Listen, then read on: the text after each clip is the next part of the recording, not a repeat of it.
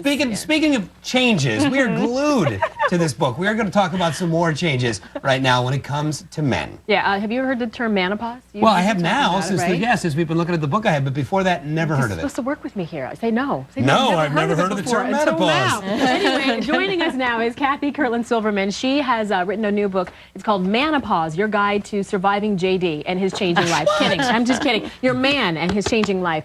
She's here to give us some coping strategies, both for the men and for the women, because in this situation, we need them both. Good to have you here. Oh, I'm so glad to be here to talk to you Set about it up for us. What is menopause, exactly? Well, menopause is a stage. Actually, this book is a wonderful book, and every woman should have it, because every single man on the planet is going to go through menopause.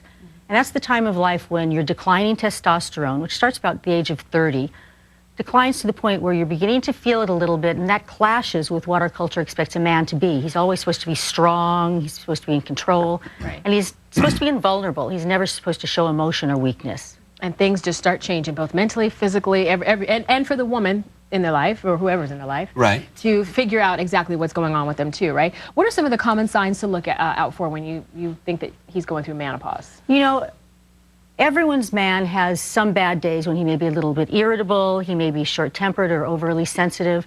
But when you begin to see your man having a collection of these bad days, and it goes bad day to bad day to bad day, and he's maybe losing a little of energy, maybe even losing a little libido, a little of his sex drive, he's overly sensitive, he's going through mood swings, it's really time to start talking about the possibility that he may be having some testosterone loss that's affecting him.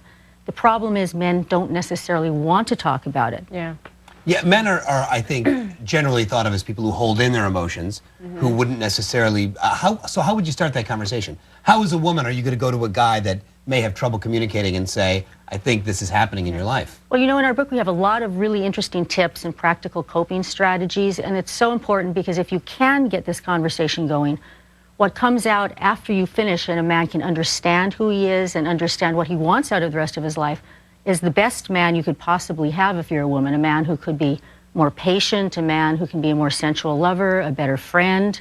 So communication is key to that, and really the first thing you have to do is remember that your brain and a man's brain are structured very differently. It affects the way that you think, it affects the way that you communicate. Yeah, let's talk about it. You said we were talking about how many neurons are in a woman's brain versus a man's brain and how we communicate differently. Can you explain to everyone? Women have more neurons in the area of their brain that deals with communication. So while men may want to be linear thinkers and they start with a problem and work very practically to the end, a woman wants to take in the whole picture. So she's pulling in ideas from all places. She may be interrupting with different ideas. She may be talking very rapidly because she has a better way with words. And for a man who's in a stage of life where he may be feeling as if, am I still as respected as I have been? These kinds of interruptions and things can make him feel even worse and make him want to cut off communicating. So one tip we have is that you have to keep on one track. A woman has to become a one-track communicator to make her man stay focused, to make your man understand what you're trying to talk about. All right, we're gonna take a quick break. When we come back, I want to talk more about this, but I also want to talk about communication in the bedroom, which becomes a big issue, and men's self-esteem. So stick with us. We will be right back. Lots of roadblocks. Lots of roadblocks. We are back with Kathy Kirtland-Silverman, and we are talking about menopause. She's got a book called Manopause, Your Guide to Surviving His Changing Life. We talked a little about communication before the break.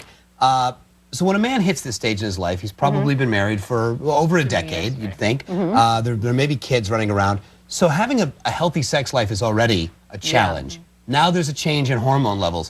How does a couple communicate about that and keep that kind of intimacy going? Because that's important to a man. Well, I think the first thing you need to do is be able to communicate that this is a very normal change and that every man goes through it. And the book gives you some of the physical changes that will occur and how they can be dealt with. Also, a lot of times, even before this stage of life hits, we have relationships where sexually we spend more time actually talking about how to spend our paychecks or, you know, what kind of car to buy, than we spend communicating with each other about what would please each of us in bed. And this time of life, because a man losing a little bit of testosterone can be more open to communicating if he understands himself well, and a little bit more emotional, it's a great time to begin communicating what each of you wants and really betraying your needs and your desires, which sometimes men are afraid to do a little bit earlier in their life because they think they should be so self-sufficient. Right, yeah. Break that wall down. You can break it down, you know, and it's important because women see emotional intimacy as a prelude to sex, makes them more eager to have sex, where men up until this point, have seen sex as emotional intimacy. That's their definition of emotional intimacy. There's so many ways that men and women are just alike, and some, but way more differences. Let's talk about some of the questions you have in the book. You and I have fun with this here. Yes. It says, when faced with something dangerous and life-threatening, a woman's brain activates faster than a man's, or a man's brain activates faster than a woman's, or both of them about the same. What's the answer? Well, you know, a man's brain is structured to activate faster because he, you know, from times long past, he had to take out the tiger that was coming after you. So he had to be able to, without really thinking things through and analyzing them, had to be able to act. Women, on the other hand, analyze and think things through. Their brains are very different. We come at things from different ways. But they end up thinking through the problems, according to the book. They end up better. They don't activate more quickly. Well, we like to think so. But they come up with more thorough solutions. Maybe you don't think so. Well, we come up with more possibilities to consider before we reach a solution. I think that's totally true in my relationship, too. If you want something done immediately, I'm your guy. If you want something done thoroughly, talk to my wife. Yeah. That's true. We'll be calling her later. Yeah. Exactly. I think that's how it is with a lot of women, too. Like, we'll tell you what guy, I mean, I'm not trying to be demeaning or anything like that, but men just need to know what to do, and then they take care of it. Women kind of process and get all that, you know. Well, that's I don't think that's inaccurate. No, it's a stereotype. That's that linear thinking and problem solving again. Okay. Which becomes particularly important at this time of life. Wow. See, this is, again, another reason why I say men are more complicated than women are. So many questions. It's not true. There are so many questions in here. So many ways that you can learn why Audra is wrong. Thank you. And lots of other tips on helping you cope with your man as he goes through the pressures of his midlife. Pick up a copy of Manopause. I think there's a chapter in there. Do not call your co-host wrong. What? Right there, Audra is wrong. It says right there. Call him better because he's a menopause man. That's right. You're so much better, Schnookums. Just Thank you, okay. honey. Just ahead, caring for our aging parents.